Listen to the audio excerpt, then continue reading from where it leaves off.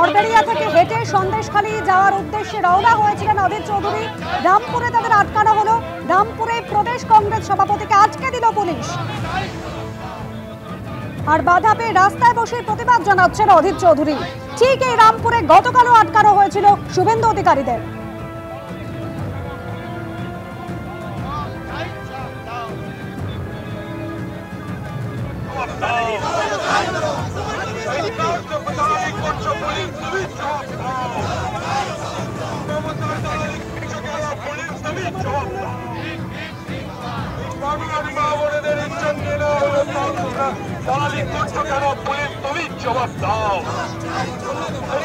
পুলিশের বক্তব্য, 144 ধারা জারি রয়েছে, সেই কারণে কোনো রাজনৈতিক দলকে অনুমতি দেওয়া হচ্ছে না সন্দেশখালী যাওয়ার জন্য।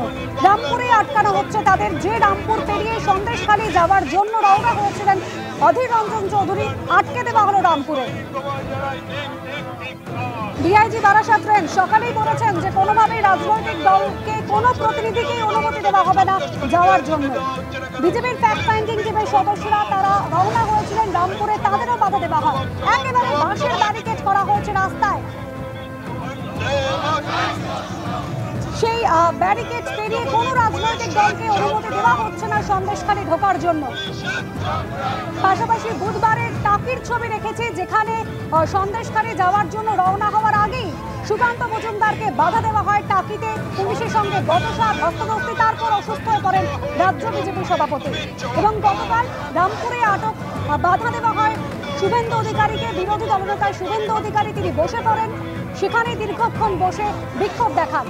তারপর আজ আদালতে গিয়েছেন শুভেন্দু অধিকারী। এই মুহূর্তে রামপুরে বিক্ষোভ দেখাচ্ছেন প্রদেশ কংগ্রেস সভাপতি অধীর রঞ্জন চৌধুরী।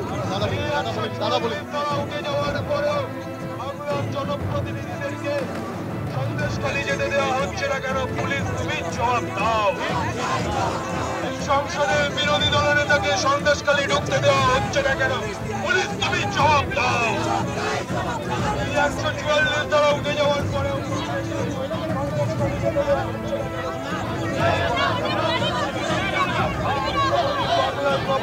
পুলিশ বাহিনী সবাই জানায়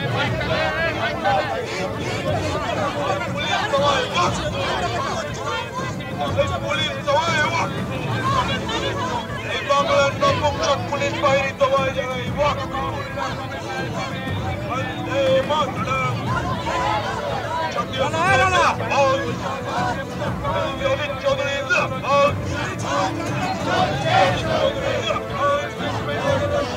সন্দেশখালীর নিপীড়িত মা বোনদের জন্য এই মিছিলের দলে দলে যোগ দেয়। পাশাপাশি যে ছবি দেখাচ্ছে আপনাদের, বিজেপির ফ্যাক্ট ফাইন্ডিং টিমের সদস্যরা তারা বাধা পান রামপুরে। এই মুহূর্তে রাজভবনে পৌঁছেছেন রাজ্যপালের সঙ্গে দেখা করার জন্য। সেখানেই জানিয়েছিলেন রাজ্যপালের কাছে যাবেন এবং তারা তাদের অভাব অভিযোগের কথা তারা জানাবেন রাজ্যপালকে। যে ধরনের পরিস্থিতির সম্মুখীন হয়েছেন তারা সন্দেশখালী যাওয়ার পথে।